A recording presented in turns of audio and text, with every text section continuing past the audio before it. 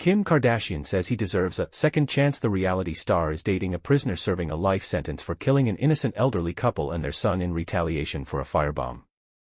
Welcome to Celebs Unlock. If you're new here, please don't forget to subscribe and hit the notifications bell so you don't miss out on any of our upcoming celebrity gists. Kim Kardashian continued her work on prison reform on this week's episode of Keeping Up with the Kardashians, where she visited Valley State Penitentiary in Chocilla, California. The 43-year-old reality star was accompanied on the trip to the prison, located about 55 miles northwest of Fresno in Northern California, by her sister Chloe, 40, and her two best friends, Simon Gebrelol and Sabaz Ogas. Kim met with Scott Budnick, founder of the Anti-Recidivism Coalition, who tells her Governor Gavin Newsom chose the prison to launch a new model for more humane prisons after he led a delegation to Norway, which has one of the most humane prison systems on earth. Kim sat down and told the group, "If you have anything you want to share, I'd love to hear it." The first to speak was Michael Freitas, who was sentenced to life in prison for the August 2002 house bombing in Gilroy, California, that killed Jillian Pequeño, 80, his wife Guadalupe, 78, and their son Daniel, 47. According to a 2002 Los Angeles Times article, prosecutors said that Gilbert Guzman, then 23, ordered Freitas, then 21, to throw the device into the house in June 2000. Guzman would have been fighting with the owner's grandson and David Picano, Daniel's N.E., Freitas Reals. "I have been in prison since the age of 18 and have been living without the possibility of parole. I am 42 years old today.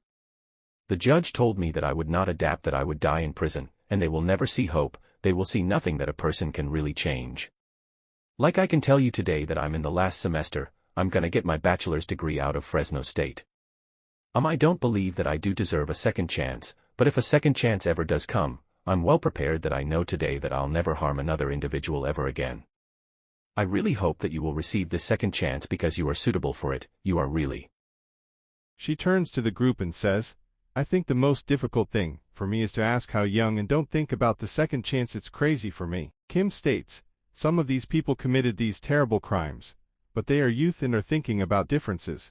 When they are 40 and 50 years old, this choice should be punished, but I believe some people should have a second chance." Another member of Scott's team said, "One thing we have in common is trauma. All of us who close down have a traumatic history, and it's our inability to deal with traumatic experiences that compels us to act out. Many of us have been taught that violence is an option, alcohol is an option, and drug use is an option. We still call this a tool belt. We were given inadequate tools on how to deal with the hurts of life, and then you come to prison like that, and you start to learn, okay, this tool didn't work, this tool didn't work, this tool didn't work. You put in new ones, things, and next thing you know, we start teaching each other how to be better people." Another inmate named Oscar said, "I'm super nervous because my sister-in-law loves the show, so she's gonna be mad if I screw up." Kim laughed. "Listening to Mike now, I'm reminded of something I think about every day, the words the victim's mother said to me when I was convicted, which was, 'I hope you wake up every day with nothing to look forward to.' And I realized that I was living like this before it happened. And to be better for society,